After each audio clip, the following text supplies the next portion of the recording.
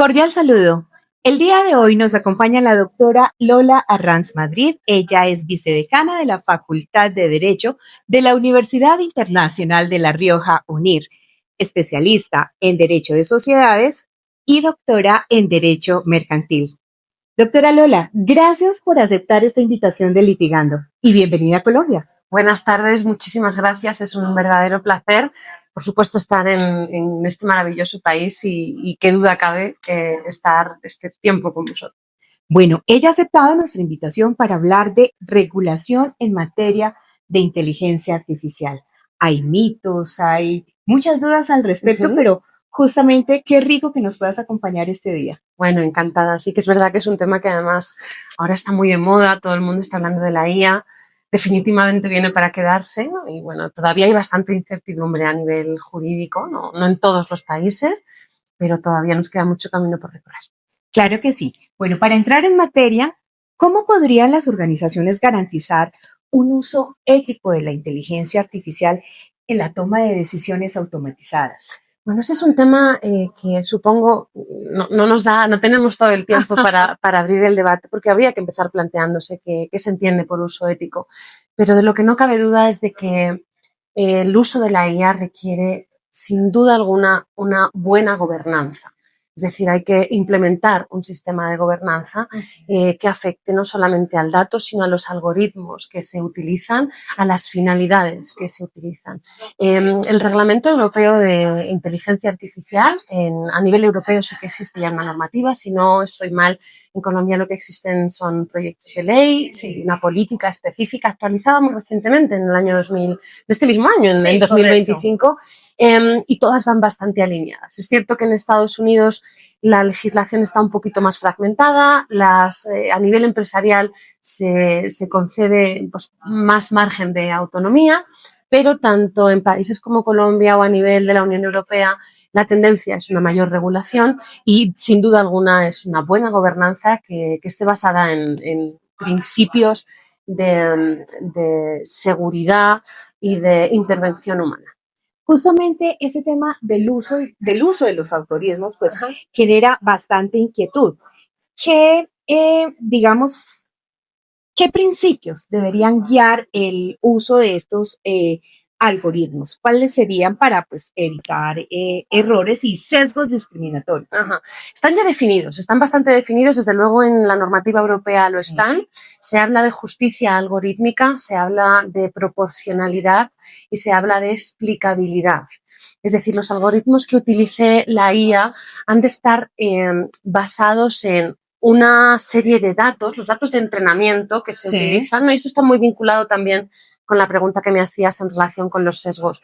Los datos que se proporcionen a la inteligencia artificial en la fase de entrenamiento son claves porque debemos garantizar que no adolecen ya de ese sesgo previo. Es decir, la IA no solamente debe evitar la desigualdad o el sesgo, sino que tiene que tender a garantizar que no se produce.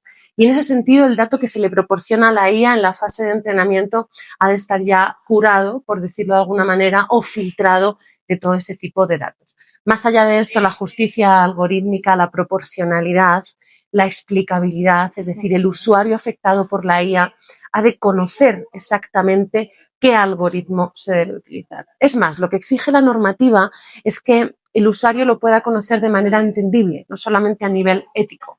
Hablo de normativa europea, que es la que está entrando en vigor de una manera faseada, por decirlo de alguna manera. Es un reglamento muy peculiar porque está entrando en vigor por partes, digamos. Estará completamente en vigor en el año 2027.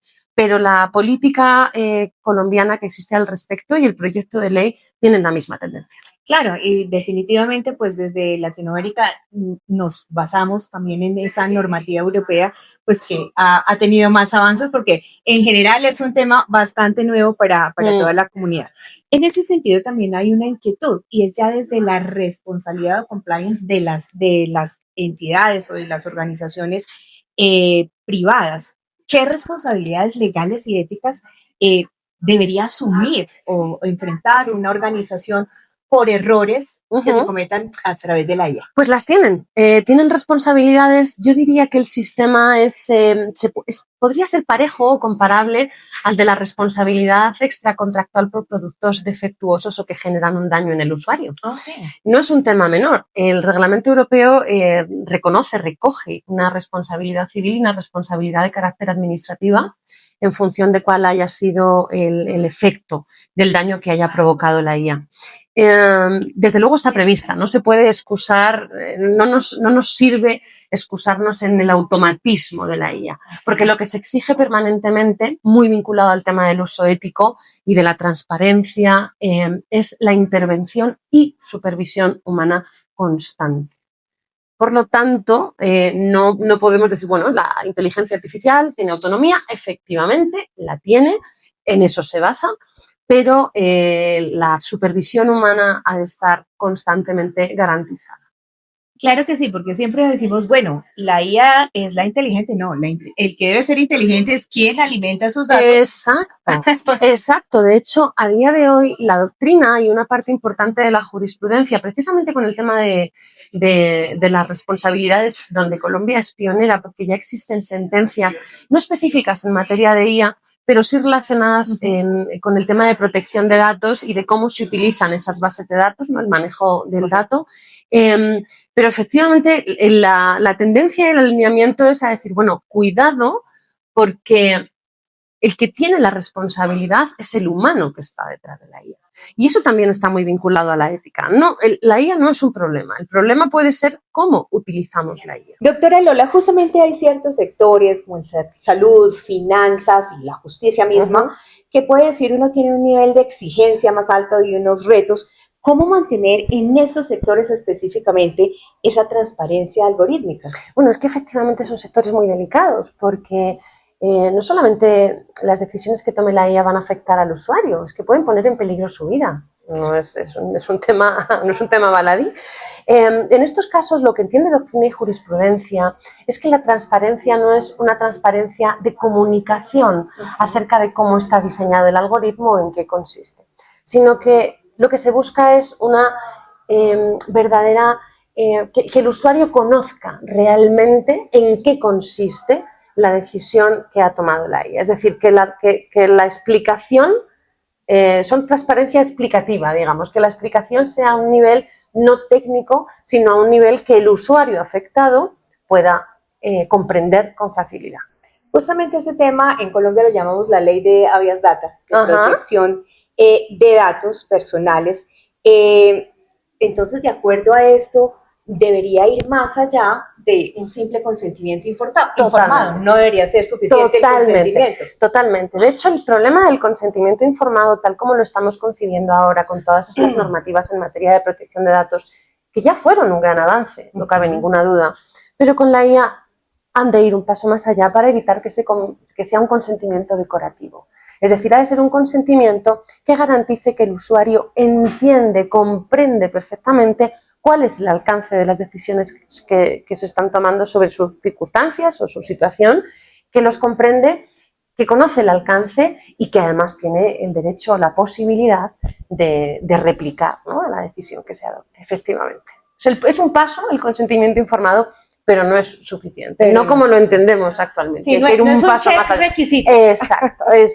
Justamente el ir más allá también implicaría ciertos asuntos nuevos para las organizaciones, como por ejemplo tener un comité de ética específico para estos proyectos de inteligencia.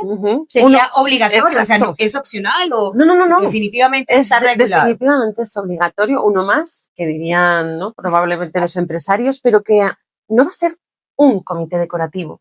Es un comité muy funcional, con unas tareas muy definidas y que además es muy importante que se lleven a cabo con verdadero rigor. Tareas, yo creo que lo comentábamos hace un momento, ¿no?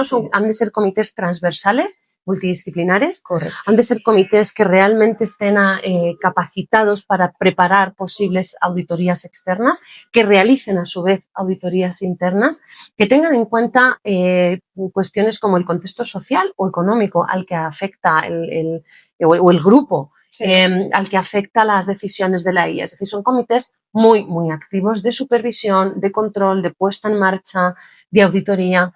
Definitivamente esos comités van a tener que existir en las organizaciones, en las empresas que utilicen inteligencia artificial. Bueno, hay otra parte involucrada de alguna manera, digamos, está la organización, están los comités, están quien dirigen los comités, los usuarios, pero hay alguien que no hemos hablado y es el desarrollador. Ajá. ¿Cierto? Que es muy importante porque sin desarrollador no tendríamos la IA. ¿Hasta qué punto en estas nuevas regulaciones es responsable de alguna manera el desarrollador de esa IA por un uso indebido de la misma? Bueno, pues es un poco lo que comentábamos, si aplicamos y traemos las teorías de exigencia de responsabilidad por productos defectuosos o peligrosos y tenemos en cuenta que la IA va a tener que estar muy identificada cuáles son cada uno de sus procesos de elaboración, de entrenamiento, vamos a tener identificado al desarrollador. Es verdad que será una responsabilidad indirecta, no cabe duda, pero desde luego podría incurrir en responsabilidad, porque lo que tiene que garantizar es que esa IA, todo el tema de los sesgos sí que depende del desarrollador. Okay. Entonces ahí no cabe duda. Y posteriormente las instrucciones que se dan, la transparencia, en esa parte también se va a ver implicada. ¿Qué mecanismos de rendición de cuentas se deben implementar frente a esas decisiones, frente a decisiones automatizadas que afecten los derechos fundamentales? Bueno, definitivamente volvemos otra vez al tema de los sectores delicados, las inteligencias, digamos, de alto riesgo, las inteligencias artificiales de alto riesgo, estos sectores que comentábamos, finanzas, justicia, educación, salud. Entonces aquí de lo que habla la regulación europea es de auditorías, de controles, de un detalle muy específico acerca de la documentación que se requiere sobre la IA y un análisis del dato, tanto a nivel previo como a nivel posterior. Es decir, tienes que hacer controles de, oye, ¿con qué dato estoy alimentando, estoy entrenando la IA? ¿Cuál es la base de datos que estoy utilizando? ¿Cuál es el contexto? La proporcionalidad del uso de la IA, porque esa es otra cuestión interesante, ¿no? No se trata de si vamos a utilizar o no. ¿Podemos utilizar IA o no? Correcto. Hay que ir un paso más. ¿Es necesario, es imprescindible utilizar la IA? Todo eso va a tener que quedar registrado en esas auditorías y en esa documentación que se va a exigir del proceso de implementación. ¿Cómo se puede mitigar el riesgo de que la IA refuerce desigualdades estructurales existentes en la sociedad, aparte de evitar los sesgos y los temas que ya hemos hablado? ¿Qué otras cosas podrían? Con los datos previos. Okay. Yo creo que los datos previos y los controles posteriores, las auditorías acerca de las decisiones que está tomando la inteligencia artificial, es muy importante la fase de entrenamiento y tener en cuenta, claro, la IA es autónoma hasta cierto punto. Si tú alimentas y entrenas al asistente de IA partiendo de información o de prompts o de reglas previas que ya contienen un sesgo, la IA lo va a mantener, lo va a solidificar, lo va a perpetuar prácticamente. Entonces, ese control previo y los controles posteriores son la forma de evitar ese sesgo. ¿Qué implicaciones éticas tendría el uso de la IA generativa en la producción de contenido informativo o, para el caso de nuestra comunidad, de contenido jurídico? Bueno, yo creo que matizas en el caso de nuestra comunidad, pero yo creo que en el ámbito jurídico realmente tiene las mismas implicaciones que en cualquier otro, que es básicamente, bueno, pues volvemos al tema de la ética, ¿no? Y de cómo la utiliza el humano. No nos podemos, y esto es una opinión personal, por favor, que se tenga en cuenta en este sentido, yo no creo que podamos mirar o dar la espalda a la IA. La inteligencia artificial ha venido para quedarse. Es un paso más en la evolución de la tecnología, en la evolución de la humanidad, por qué no decirlo.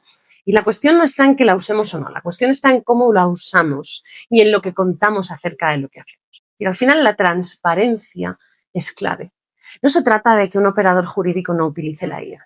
Se trata de que un operador jurídico utilice la IA, sea consciente de la responsabilidad que tiene en sus actos y de que en ningún caso puede utilizar la información que le proporciona la IA para ofrecer una solución sin contrastarla, sin chequear. Es decir, tú no puedes preguntarle a la IA y luego no ir a ver la ley.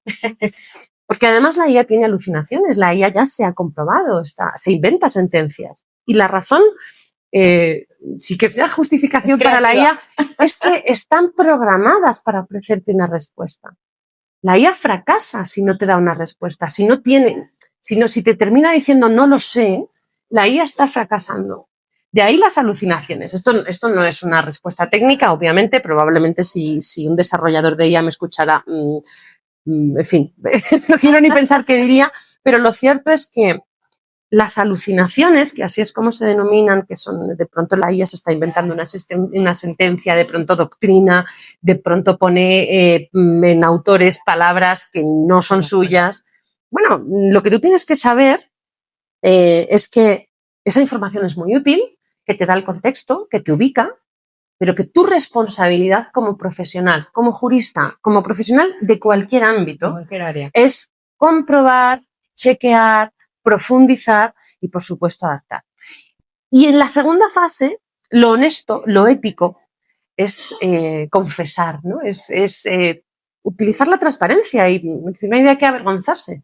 Yo a la IA le he preguntado muchas cosas, incluso yo a la IA le he preguntado ¿qué consideras que es un uso ético? Hablas con ChatGPT y la IA te contesta, mira, yo como máquina no te puedo dar una opinión, te puedo dar una solución contrastada analizando la normativa y la doctrina. Pero, porque además tienen medidas de seguridad las IAs para evitar que se extrahumanicen. Entonces, la transparencia y el ejercicio de la responsabilidad.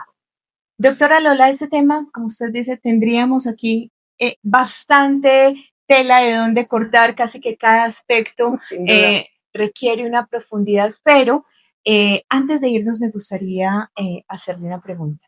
De acuerdo a lo que usted ha visto, no solo en regulación, sino en el ejercicio mismo y los retos que implica el ejercicio profesional, ¿cómo ve el futuro de los litigios con el uso de la IA?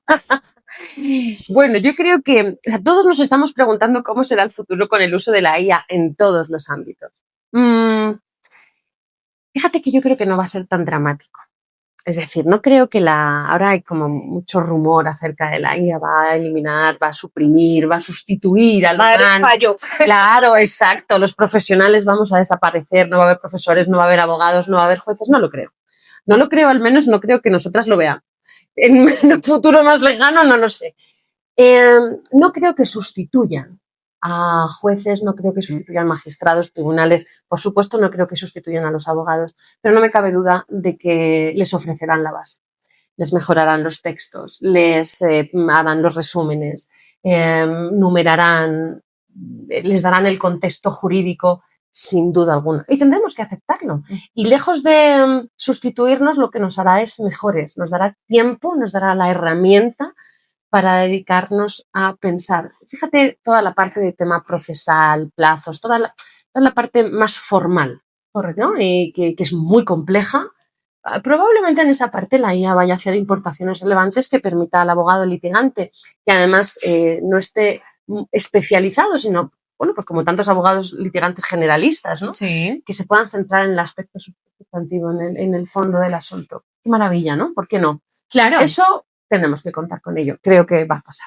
Claro que sí, porque finalmente va a redundar en calidad de vida del profesional del derecho y sin lugar a dudas, en Litigando tenemos una frase con los servicios que ofrecemos para los abogados y es déjennos lo operativo para que se puedan dedicar al estratégico y un buen uso de la IA y por supuesto de herramientas de automatización, pues van a permitir eso, mejorar la calidad de vida y el ejercicio en sí del derecho que sea mucho más ágil, mucho más ameno y obviamente con mayores beneficios para el profesional.